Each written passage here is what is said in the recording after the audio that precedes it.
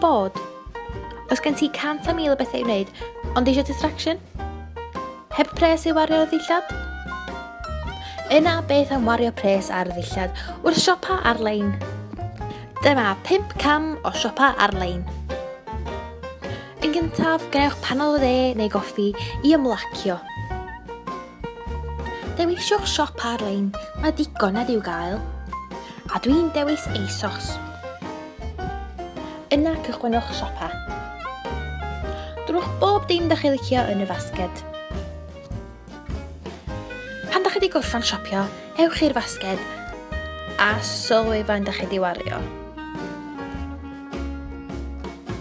Ond mae'n oce, jyst cychwynnwch dileu'r pethau da chi ddim really angen.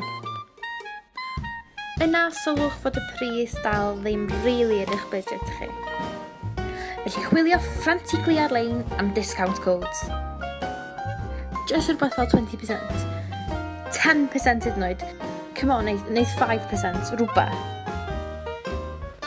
Yna ewch i dalu a sylwch ar y postage. $5.99? Wyt ti'n serious?